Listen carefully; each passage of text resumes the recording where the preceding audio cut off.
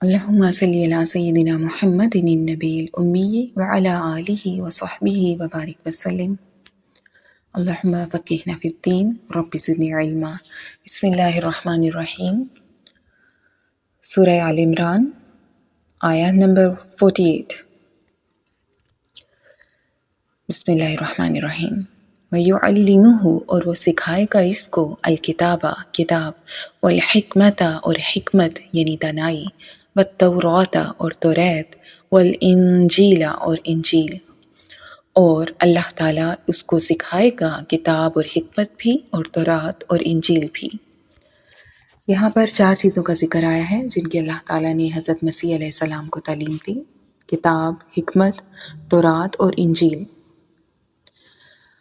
اس آیت کا مفہوم اس طرح ہوگا کہ اللہ ان کو سکھائے گا کتاب اور حکمت یعنی تورات اور انجیل. اس لیے کہ تورات میں صرف احکام تھے، حکمت نہیں تھی، اور انجیل میں صرف حکمت تھی، اس میں احکام نہیں ہے. یہ نقطہ ہے، اس پوائنٹ کو ہم نے سمجھنا ہے. تو حضرت عیسیٰ علیہ السلام تشریف لائے تو اللہ تعالیٰ نے انہیں تمام کامل علم عطا کیا، کتاب کا بھی اور حکمت کا بھی. نیکسٹ آیا ہے 49.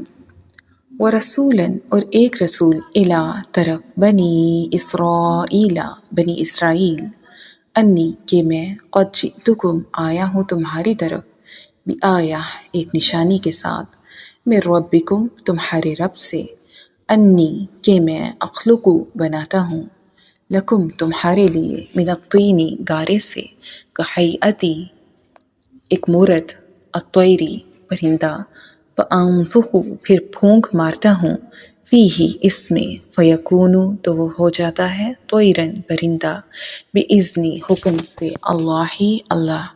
وابریء اور میں اچھا کرتا ہوں، الاکمہ مادر ذات اندھا، وابرص اور کوڑھی، واحیی اور میں زندہ کرتا ہوں، الموتى مردے، باذن اللہ حکم سے اللہ کے، وانبئکم اور میں بتاتا ہوں تمہیں، بما تأکلون جو تم کھاتے ہو، وما تدخرون اور جو تم ذخیرہ کرتے ہو، فی بیوتکم اپنے گھروں میں، انا بے شک، فی ذالک اس میں، لآیہ ایک نشانی، لکم تمہارے لیے، ان اگر کنتم ہو تم مؤمنین ایمان والے.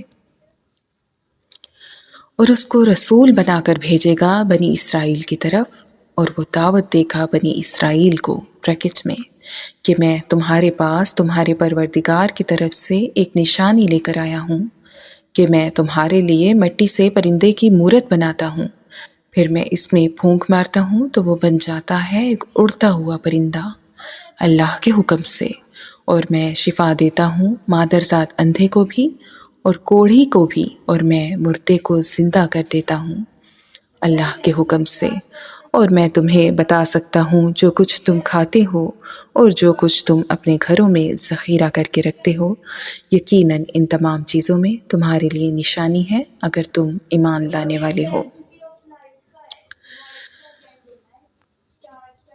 پچھلی آیات میں ہم نے حضرت یحییٰ علیہ السلام کے بارے میں جو تمام اللہ نے ان کی شان بیان کی، آخری بات یہ فرمائی تھی کہ نبی من الصالحین، کہ وہ نیکوکاروں میں سے ایک نبی ہوں گے.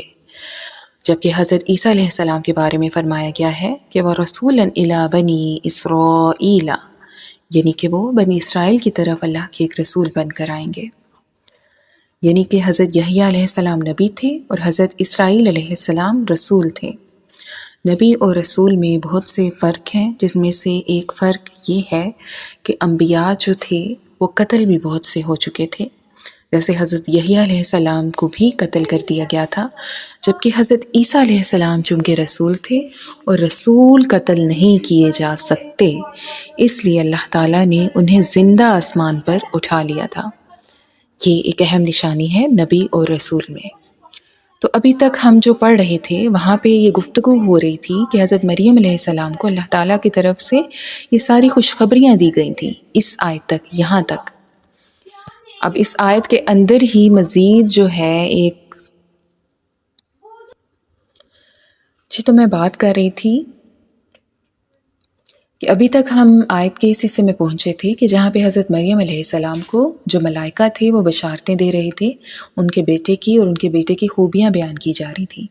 اب یہاں تک ہم نے یوں سمجھنا ہے کہ قصہ مختصر کہ ان کی ولادت ہوئی، وہ پلے بڑھے، جوان ہوئے، اس کے بعد انہوں نے اپنی نبوت کا اظہار کیا، اپنی قوم کو دعوت کا آغاز وہ کر چکے ہیں، ٹھیک ہے۔ یہ تمام جو ساری تاریخ ہے اس کے بیچ میں سے حذف کر دی گئی ہے۔ اب یہاں پہ ہم پہنچے ہیں کہ جہاں حضرت مسیح علیہ السلام اپنی دعوت کا اظہار اور آغاز کر چکے ہیں بنی اسرائیل کی طرف، اور انہیں کہہ رہے ہیں کہ میں تمہارے پاس تمہارے رب کی طرف سے ایک نشانی لے کر آیا ہوں۔ پھر ان کی نشانیاں کیا ہیں؟ وہ ان کے معجزات ہیں جو یہ بتا رہے ہیں آگے کہ انی اخلق لکم من الطین کہیئت الطیر، یعنی کہ وہ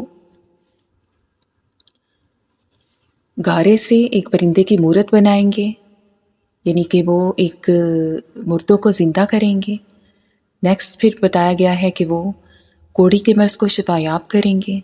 پھر بتایا گیا ہے کہ وہ مادرزاد اندھے کو شفا یاب کریں گے، اور یہ سب اللہ کے حکم سے ہوگا۔ مزید وہ غیب کی خبریں بھی دینے والے ہوں گے، یعنی لوگ جو اپنے گھروں میں کھا کر آتے تھے وہ بھی انہیں بتا دیں گے۔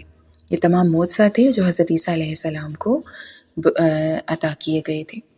ان کی غیب کی خبریں دینا اس طرح تھا کہ جب حضرت عیسیٰ علیہ السلام نے بیماروں کو اچھا کیا، مردوں کو زندہ کیا، تو بعض لوگوں نے کہا کہ یہ تو جادو ہے، یہ کوئی معجزہ نہیں ہے، ہمیں کوئی معجزہ دکھائیے، یعنی لوگ پھر بھی نہ مانے۔ تو آپ علیہ السلام نے فرمایا کہ جو کچھ تم کھاتے ہو، جو جمع کر کے رکھتے ہو، میں تمہیں اس کی خبر دیتا ہوں۔ پھر حضرت عیسیٰ علیہ السلام کے دست مبارک پر یہ معجزہ بھی ظاہر ہوا۔ آپ آدمی کو بتا دیتے تھے جو وہ کل کھا چکا تھا، جو آج کھائے گا، جو اگلے وقت کے لیے تیار کر رکھا ہوتا، آپ اس تمام کو تمام کی خبر دے دیتے۔ آپ کے پاس اسی اشتیاق سے بہت سے بچے جمع ہو جاتے۔ آپ انہیں بتاتے تھے کہ تمہارے گھر میں فلاں چیز تیار ہوئی ہے، تمہارے گھر والوں نے فلاں چیز کھائی ہے، تمہاری فلاں چیز تمہارے لیے بچا کر رکھی ہے۔ وہ بچے گھر جاتے اور گھر والوں سے وہ چیز مانگتے، گھر والے وہ چیز دے دیتے اور ان سے کہتے کہ تمہیں کس نے بتایا؟ بچے کہتے حضرت عیسیٰ علیہ السلام نے۔ تو لوگوں نے اپنے بچوں کو پھر آپ کے پاس جانے سے روک دیا اور کہا کہ وہ جادوگر ہیں، ان کے پاس نہ بیٹھا کرو۔ پھر ایک آپ نے کیا کیا کہ بچوں کے بارے میں استفسار کیا جب، تو لوگوں نے کیا کیا تھا، پہلے انہوں نے مکان میں بچوں کو جمع کر دیا تھا۔ تو حضرت عیسیٰ علیہ السلام بچوں کو ڈھونڈتے ڈھونڈتے تشریف لائے، تو لوگوں نے کہا کہ وہ یہاں نہیں ہے۔ تو آپ علیہ السلام نے فرمایا کہ پھر اس مکان میں کون ہے؟ انہوں نے کہا کہ یہاں پہ بچے نہیں ہیں، یہاں پہ سور ہے۔ تو آپ نے فرمایا کہ ٹھیک ہے، پھر ایسا ہی ہوگا۔ اور اب جو انہوں نے دروازہ کھولا تو وہ وہاں پہ بچوں کے بجائے سب سور ہی سور تھے۔ یہ انبیاء کی کرامتیں اور انبیاء کے معجزات ہوتے ہیں۔ تو حضرت عیسیٰ علیہ السلام نے کتنے مردوں کو زندہ کیا، ٹھیک ہے، یہ ہمارے میں آتا ہے کہ وہ کیسے ایک اشتیاق آتا ہے کہ انہوں نے کیسے مردوں کو زندہ کیا، یا کتنے مردوں کو کیا، یا کن موقعوں پر کیا۔ تو اس کے بارے میں حضرت عبداللہ بن عباس رضی اللہ تعالیٰ عنہ نے فرمایا کہ حضرت عیسیٰ علیہ السلام نے 4 لوگوں کو زندہ کیا۔ ایک عازر تھا جس کو آپ کے ساتھ مخلصانہ محبت تھی، جب اس کی حالت نازک ہوئی، کوئی بیماری ہو گئی انہیں اسے، جب وہ مرنے کے قریب ہوا تو اس کی بہن نے آپ کو اطلاع دی، مگر وہ آپ سے 3 روز کی مسافت کے فاصلے پر تھا، بہت دور تھا۔ تو آپ جب 3 روز میں فاصلہ طے کر کے اس تک پہنچے تو پتہ چلا کہ وہ اس کے انتقال کو بھی 3 روز ہو چکے ہیں، یعنی وہ اسی دن مر گیا تھا جب اس کی بہن نے آپ کو اطلاع دی تھی۔ آپ علیہ السلام نے اس کی بہن سے فرمایا کہ ہمیں اس کی قبر پر لے چلو۔ وہ لے گئی۔ آپ نے اللہ کے حکم سے دعا فرمائی، جس سے عازر جو تھا وہ حکم الہی سے زندہ ہو کر قبر سے باہر آ گیا، اور وہ ایک مدت تک زندہ رہا۔ اس کے ہاں اولاد بھی ہوئی۔ اب یہ ایک بندہ تھا۔ اب دوسرا ایک بڑھیا کا لڑکا تھا جس کا جنازہ حضرت عیسیٰ علیہ السلام کے سامنے جا رہا تھا۔ آپ نے اس کے لیے دعا فرمائی اور وہ زندہ ہو گیا، اور جنازہ اٹھانے والوں کے کندھوں سے اتر پڑا، اور پھر کپڑے پہنے گھر آ گیا۔ پھر وہ کافی عرصہ زندہ رہا اور اس کے ہاں بھی اولاد ہوئی بعد میں، یعنی وہ زندگی نارمل لوگوں کی طرح جیتا رہا۔ دین پھر 3rd ون ایک لڑکی تھی جو شام کے وقت مری۔ اللہ تعالیٰ نے حضرت عیسیٰ علیہ السلام کی دعا سے اس کو زندہ کر دیا۔ پھر چوتھے جو تھے وہ حضرت سام بن نوح تھے، جن کی وفات کو ہزاروں برس گزر چکے تھے۔ لوگوں نے خواہش کی، یعنی وہ لوگ ہوں گے نا، وہ دیکھنا چاہتے تھے کہ آپ کا معجزہ تھا، تو آپ کیا اس کو بھی، جو ہزاروں برس جس کی ہڈیاں بھی گل سڑ گئی ہوں گی، اب ہزاروں برس جس کو پوت ہوئے گزر چکے ہیں، کیا وہ بھی حضرت عیسیٰ علیہ السلام کے حکم سے زندہ ہو جائے گا اور بالکل ٹھیک ٹھاک اپنی قبر سے باہر نکل آئے گا؟ لوگوں نے آپ سے خواہش کی، آپ نے اللہ کے حکم سے اس کو بھی زندہ کر دیا۔ کیسے کہ آپ ان کی قبر پر پہنچے، اللہ تعالیٰ سے دعا کی، اور سام علیہ السلام نے سنا کہ کوئی کہنے والا کہتا ہے کہ عجب روح اللہ، یعنی حضرت عیسیٰ روح اللہ کی بات سن۔ عربی میں اسے اپنی قبر میں یہ آواز آتی ہے۔ روح اللہ کون تھے؟ حضرت عیسیٰ علیہ السلام کا لقب تھا روح اللہ۔ تو کلیمت اللہ بھی ایک ہم نے ان کا لقب پڑھا تھا، یہ بھی حضرت عیسیٰ علیہ السلام کا لقب ہے۔ اب قبر میں جب اس نے یہ سنا کہ کوئی اسے کہہ رہا ہے کہ روح اللہ کی بات سن، اسے حکم ملا، تو وہ اٹھ پڑے، اپنی نیند سے اٹھ گئے، یعنی قبر کی نیند سے اٹھ کھڑے ہوئے اور خوف زدہ ہو گئے کہ کہیں قیامت تو نہیں آ گئی کہ میں اپنی قبر سے اٹھ کے آؤں دوبارہ۔ اس دہشت سے ان کے سر کے آدھے بال بھی سفید ہو گئے۔ پھر جب انہیں اصل معاملے کا پتہ چلا، قصہ مختصر، تو وہ حضرت عیسیٰ علیہ السلام پر ایمان لائے، اور انہوں نے ادھر ہی حضرت عیسیٰ علیہ السلام سے درخواست کی کہ میں دوبارہ موت کی تکلیف سے گزرنا نہیں چاہتا، تو اس لیے انہیں بغیر اس تکلیف سے، موت کی تکلیف سے، انہیں دوبارہ واپس کیا جائے۔ چنانچہ اسی وقت حضرت عیسیٰ علیہ السلام کی دعا سے ان کا انتقال ہو گیا، وہ زندہ نہیں ہونا چاہتے تھے۔ انفیکٹ وہ دوبارہ موت کی تکلیف نہیں اٹھانا چاہتے تھے، اس لیے انہوں نے یہ درخواست کی تھی۔ تو یہ 4 افراد تھے جو حضرت عیسیٰ علیہ السلام کے حکم سے زندہ ہوئے، جن کی روایت کے مطابق حضرت عبداللہ بن عباس رضی اللہ تعالیٰ عنہ کی روایت کے مطابق یہ ان کے 2 معجزے ہو گئے۔ پھر ان کا ایک معجزہ تھا کہ وہ کوڑھیوں کو شفا یاب کرتے تھے۔ حضرت عیسیٰ علیہ السلام اس مریض کو بھی شفا دے دیتے تھے جس کا برس جو ہوتا تھا ان کے بدن میں پھیل گیا ہوتا تھا۔ برس کہتے ہیں کوڑھی کے مرض کو، ٹھیک ہے۔ اور حضرت عیسیٰ علیہ السلام کے دور میں جو طب تھا وہ انتہائی عروج پر تھا، اور جو طب کے ماہرین بھی تھے وہ اس جو ہوتے تھے نا، اس علاج کو نہیں کر پاتے تھے، اس کے علاج کو، اس میں وہ عاجز تھے۔ اب اس وقت اللہ تعالیٰ نے ان کو یہ معجزہ عطا کیا تاکہ لوگ جو تھے ان کے نبی کی نبوت کو مانیں، اپنے نبی کی نبوت کو مانیں کہ ان کے ہاتھ میں اتنی پاورفل ایک طاقت ہے جو کوڑھی کے مرض کو بھی شفا یاب کر دیتا ہے۔ حضرت وہب بن منبع رضی اللہ تعالیٰ عنہ کا قول ہے کہ اکثر آپ علیہ السلام کے پاس نا ایک دن میں 50 ہزار مریضوں کا اجتماع ہوتا تھا۔ ان میں جو چل سکتا تھا وہ خود ہی آپ کی خدمت میں آ جاتا اور علاج کروا لیتا، اور جو چل کر آ نہیں سکتا تھا آپ اس کے پاس خود تشریف لے جاتے اور دعا فرما کر صرف دعا فرما کرے اس کو تندرست کر دیتے تھے، اور شرط رکھتے تھے کہ تم اب میری رسالت پر ایمان لاؤ، ٹھیک ہے۔ اب پرندہ انہوں نے کون سا زندہ کیا، یہ بھی ان کا معجزہ تھا۔ جب حضرت عیسیٰ علیہ السلام نے نبوت کا دعویٰ کیا اور معجزات دکھائے تو لوگوں نے درخواست کی کہ آپ ایک چمگادڑ پیدا کریں، ٹھیک ہے۔ اب چمگادڑ جو ہوتا ہے نا پرندہ، اس کی تھوڑی خصوصیت عجب ہوتی ہے، اس کی قدرت جو ہے، اللہ کی قدرت پر یہ دلالت کرنے میں یہ دوسرے پرندوں سے بڑھ کر ہے، کیونکہ یہ پرندہ ایسا ہوتا ہے کہ اس کے دوسرے طرح کے پر نہیں ہوتے، ٹھیک ہے۔ یہ بغیر پروں کے اڑتی ہے چمگادڑ جو ہوتی ہے، اس کے دانت بھی ہوتے ہیں، یہ دانت رکھتی ہے چمگادڑ۔ دوسرے پرندوں کی ہم نے دیکھا نا، ان کی بیک ہوتی ہے، ان کی چونچ ہوتی ہے، اب یہ جو چمگادڑ ہے اس کے دانت ہوتے ہیں، دانت رکھتی ہے، اور یہ ہنستی بھی ہے۔ اس کی مادہ جو ہوتی ہے نا، اس کی چھاتی ہوتی ہے اور وہ بچہ بھی جنتی ہے، حالانکہ جو اڑنے والے جانور ہیں ان میں یہ باتیں نہیں ہوتی، یہ ایک میمل ہوتی ہے، تو یہ جو اڑنے والے جانوروں میں یہ تمام باتیں نہیں ہوتی۔ تو آپ نے چمگادڑ کی مورت بنائی، پھر اس میں پھونک ماری تو وہ حقیقی بن کر اڑنے لگی، ٹھیک ہے۔ یہ معجزات ہیں، ہم نے ان کی ڈیٹیل پڑھی ہے آیت نمبر 49 میں۔ نیکسٹ ہم چلتے ہیں آیت نمبر 50 میں۔ بسم اللہ الرحمن الرحیم۔ وَمُصَدِّقًا، اور تصدیق کرنے والا، لما، جو، بین یدیّ، اپنے سے پہلی، کہیں اس کا مطلب اپنے سے پہلی آیا ہے، اپنے سے پہلا، اور کہیں سامنے والا آیا ہے، ٹھیک ہے۔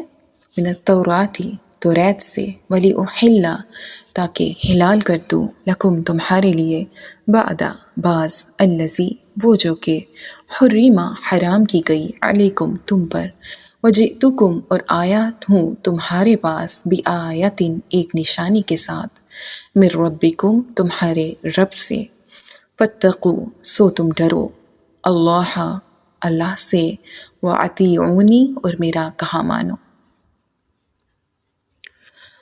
اور میں تصدیق کرنے آیا ہوں اس کی جو میرے سامنے موجود ہے تورات میں سے، اور تاکہ میں حلال ٹھہرا دوں تم پر ان میں سے بعض چیزیں جو تم پر حرام کر دی گئی ہیں، اور میں تمہارے پاس لے کر آیا ہوں نشانی تمہارے رب کی طرف سے، پس اللہ کا تقوی اختیار کرو اور میری اطاعت کرو۔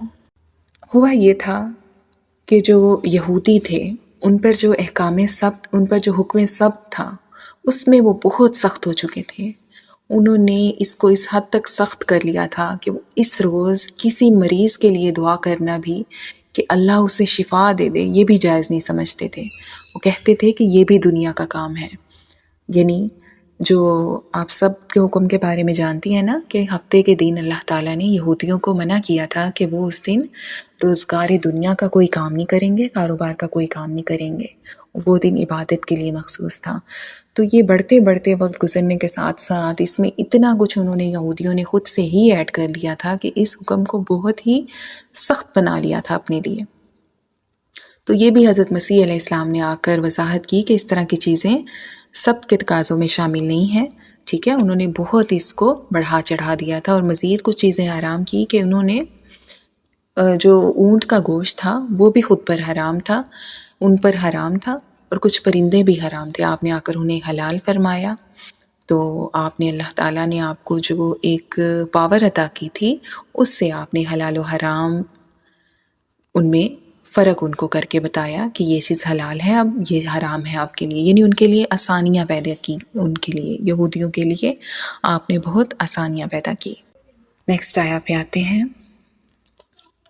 ان اللہ ربی، بے شک اللہ رب ہے میرا، اور ربکم اور رب تمہارا، فاعبدوہ سو عبادت کرو اس کی، ھذا یہ صراط راستہ، مستقیم سیدھا، یقیناً اللہ ہی میرا بھی رب ہے اور تمہارا بھی رب ہے، بس اسی کی بندگی کرو، یہی سیدھا راستہ ہے۔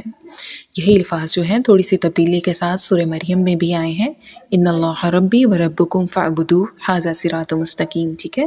سورہ مریم میں بھی آیت نمبر 36 میں بھی یہ ورڈز جو ہیں تھوڑی سی تبدیلی کے ساتھ آئے ہیں۔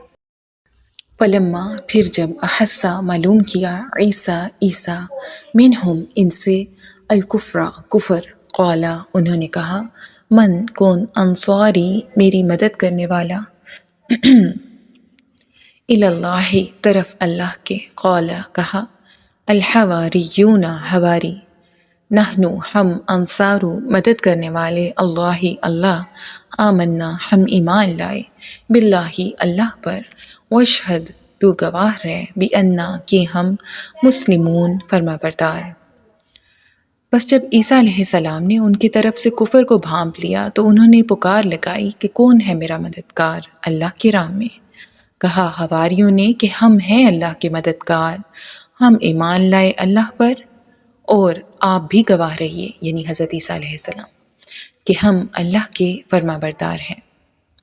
اب اگین جو درمیان والا ٹاپک ہے اس کو مزید ڈیٹیلز یہاں پہ نہیں دی گئیں، پھر بات یہاں پہ پہنچائی گئی ہے کہ جب بنی اسرائیل کو دعوت دیتے ہوئے حضرت مسیح علیہ السلام کو کئی سال بیت چکے تھے، اور اس دعوت سے جو علماء یہود تھے ان کی جو تھی پگڑیاں اس کو خطرہ لاحق ہو گیا، اور ان کی جو راحتیں خطرے میں پڑ گئیں، تو انہوں نے حضرت مسیح علیہ السلام کی شدید مخالفت شروع کر دی۔ اس وقت تک یہودیوں پر ان کے علماء کا بہت زیادہ اثر تھا۔ جب آپ علیہ السلام نے ان کی طرف سے کفر کی شدت کو محسوس کیا نا کہ یہ تو اڑ گئے ہیں، اب ان کو میں نے بہت سی کوششیں کر کے دیکھ لی ہیں، ان کو احساس ہو گیا کہ اب یہ ضد اور مخالفت پر ہی تل گئے ہیں، تو آپ علیہ السلام نے فیصلہ کر لیا کہ حق اور باطل، سچوں اور جھوٹوں کو، مسلمانوں اور کافروں کو الگ الگ کر دیا جائے۔ آپ نے ایک پکار لگائی، ایک ندا دی، ایک دعوت عام دی، کون ہے جو اللہ کی راہ میں میری مدد کریں گے؟ یعنی اب جو جھگڑا ایک ہونے والا ہے، ایک جو اللہ تعالیٰ کی فوج بنے گی اور ایک شیطان کی فوج بنے گی، تو اس میں سب الگ الگ ہو جائیں، آپ نے فیصلہ کر لیا۔ کیونکہ اب جو معاملات تھے نا بہت زیادہ کریٹیکل ہو چکے تھے، ٹھیک ہے۔ کچھ معاملات یہاں پہ سیاسی ہو چکے تھے، آپ نے ادھر ہم حواریوں کا مطلب پہلے سمجھتے ہیں. حواری جو دراصل کہتے ہیں اس کے جو اصلی معنی ہوتے ہیں نا وہ دھوبی کے ہوتے ہیں جو کپڑے کو دھو کر صاف کر دیتا ہے. اب یہ لفظ اب جو اسلام کے معنوں میں لیا جائے گا وہاں پہ یہ اپنے اخلاق و کردار سے صاف کرنے والوں کے لیے استعمال ہوگا. اور مددگار، انہوں نے بہت مدد کی تھی حضرت مسیح علیہ السلام نا. ان کی تبلیغ زیادہ تر وہ گلیلی جھیل تھی اس کے کناروں پر ہوتی تھی. ٹھیک ہے، وہ سمندر کی بہت ہی بڑی جھیل تھی. آپ علیہ السلام کبھی وہاں پہ کپڑے دھونے والوں میں تبلیغ کرتے تھے، دھوبیوں میں، کبھی مچھلیاں پکڑنے والے مچھیروں کو دعوت دیتے تھے. تو اس میں جو دھوبی تھے نا وہ آپ کی مدد کے لیے پہلے تیار ہو گئے اور پہلے آپ پر ایمان لائے. یہ تقریباً 12 اشخاص تھے، انہوں نے آپ کی بہت مدد کی اور یہ بعد میں حواری کہلائے. اب حواری اس کو کہا جاتا ہے جو ساتھی ہوتا ہے، ٹھیک ہے، جو مدد کرتا ہے. تو ان حواریوں نے، یہ 12 اشخاص تھے، انہوں نے آپ کی مدد فرمائی. وَاشْهَدْ بِأَنَّا مُسْلِمُونَ، اور گواہ رہیں کہ ہم مسلمان ہیں. یعنی اس وقت بھی جو دین تھا نا وہ اسلام ہی تھا، اور انبیاء کا جو دین تھا وہ اسلام ہی تھا، یہودیت یا نصرانیت نہیں تھی. اس لیے ایمان لانے والوں نے نا اپنے آپ کو مسلمان ہی کہا، عیسائی یا یہودی کچھ نہیں کہا انہوں نے. ربنا، اے ہمارے رب، آمنا، ہم ایمان لائے، بیما، جو انزلتا، تو نے نازل کیا، واتبعنا، اور ہم نے پیروی کی، الرسولہ، رسول کی، فاکتبنا، سو تو لکھ لے ہمیں، مع، ساتھ، الشاہدین، گواہی دینے والے. اے ہمارے رب، ہم ایمان لے آئے اس پر جو تو نے نازل فرمایا اور ہم اتباع کر رہے ہیں تیرے رسول کی، پس تو ہمارا نام گواہوں میں لکھ لے.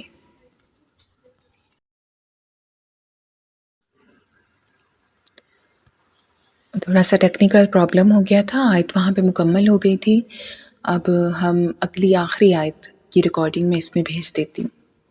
اس میں حضرت عیسیٰ علیہ السلام کا نا اینڈ پہ ان کے ساتھ مطلب کیا ہوا، اس میں تھوڑا سا اس کو میں ڈیٹیل کے ساتھ بیان کروں گی. مختصر ڈیٹیل بتاؤں گی، ٹھیک ہے، مختصر ڈیٹیل.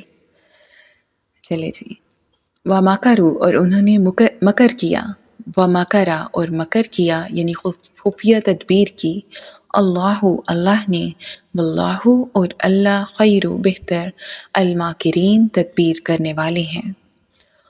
انہوں نے بھی چالیں چلی اور اللہ نے بھی خفیہ تدبیر کی، اور اللہ تعالیٰ سب سے بہتر خفیہ تدبیر کرنے والا ہے.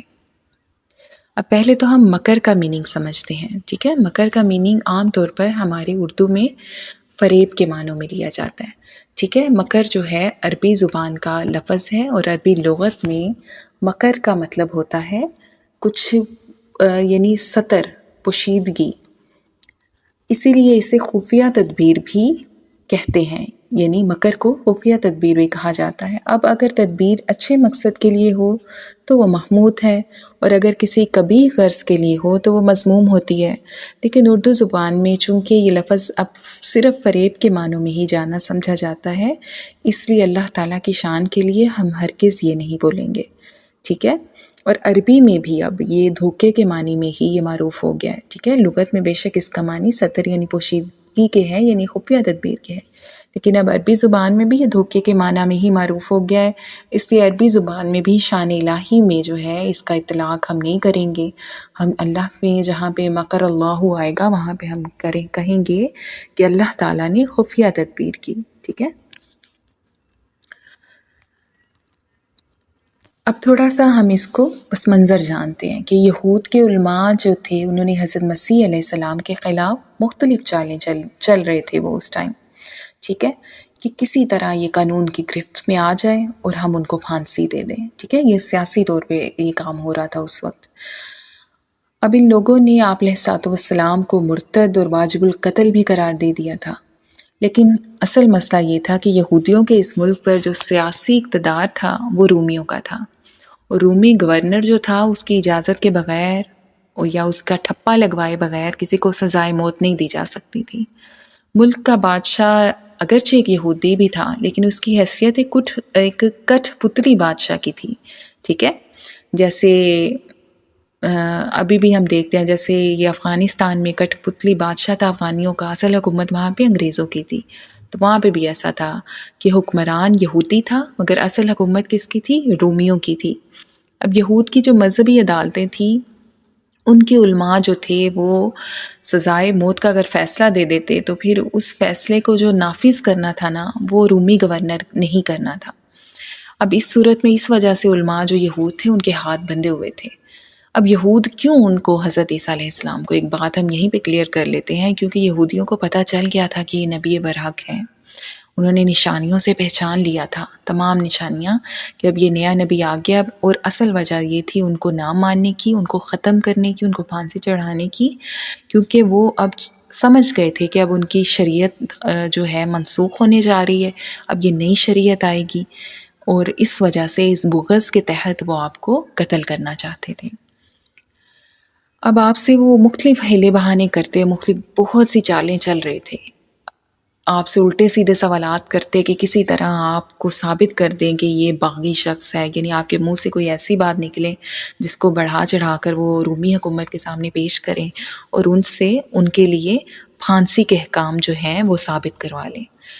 اب یہود کی یہ جو چالیں ہیں ان کا توڑ کرنے کے لیے نا اللہ تعالیٰ نے بھی خفیہ تدبیر کی، وَمَكَرَ اللَّهُ، اللہ نے بھی خفیہ تدبیر کی، کیونکہ جیسے آغاز میں بتایا کہ حضرت عیسیٰ علیہ السلام اللہ کے رسول تھے اور رسول قتل نہیں کیے جا سکتے۔ اب اللہ کا جو خفیہ تدبیر تھی انہیں بچانے کے لیے، اس کی تفصیل جو ہے قرآن یا حدیث میں نہیں ہے، اس کی جو تفصیل ہے انجیل برنباس میں ہے، جو پوپ کی لائبریری سے برآمد ہوئی تھی۔ پوپ بولتے ہیں جو یہودی ہوتے ہیں، ان کے بڑے پادری کو پوپ بولتے ہیں، اس کی لائبریری سے ہی انجیل جو ملی تھی اس میں اس کی تفصیل واقعے کی بیان ہوئی تھی، جس کی مختصراً ڈیٹیل یہ ہے کہ حضرت مسیح علیہ السلام ان کے جو حواری تھے ان میں سے ایک حواری جو تھا یہودا اس کا نام تھا، اس کو کسی طرح بہلا پھسلا کر جو تھے یہودی علماء انہوں نے رشوت دے کر اس بات پر راضی کر لیا تھا کہ وہ آپ کی جاسوسی کرے، مخبری کرے اور آپ کو گرفتار کرائے، ٹھیک ہے۔ اب اللہ تعالیٰ نے اسی جو غدار حواری تھا اس کی شکل حضرت مسیح علیہ السلام کی سی بدل دی، ٹھیک ہے، اور وہ خود گرفتار ہو کر سولی چڑھ گیا۔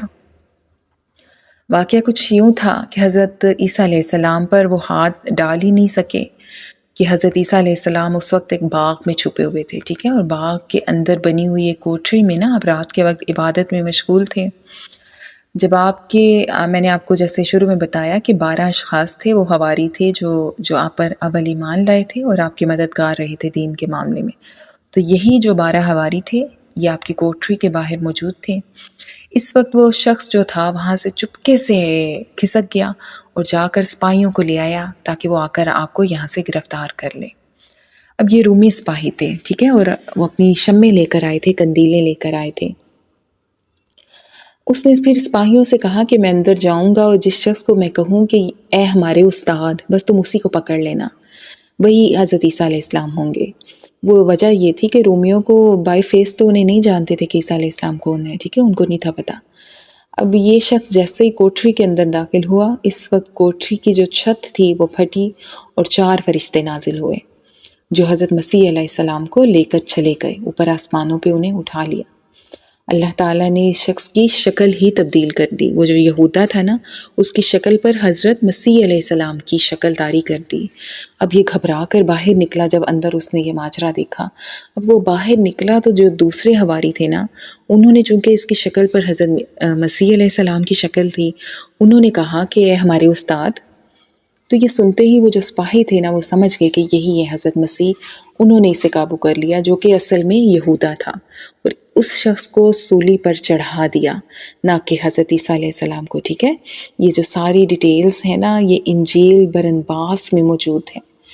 یہ جو شہادت ہے نا در حقیقت نصارہ ہی کے گھر سے ہمیں ملتی ہے، ٹھیک ہے، ہمارے نہیں، ان کے اپنے گھر میں موجود ہے، یہ ہمارے قرآن میں نہیں ہے، اور ہمارے قرآن میں جو بیان ہے اس میں یہ پوری طرح فٹ بیٹھتی ہے، بالکل ٹھیک انہوں نے کہا ہے کہ انہوں نے اپنی سی چالیں چلیں اور اللہ تعالیٰ نے اپنی خفیہ تدبیر کی۔ اور یہاں پر ہمارا ثلاثہ اختتام تک پہنچتا ہے، آپ اس کو یاد کر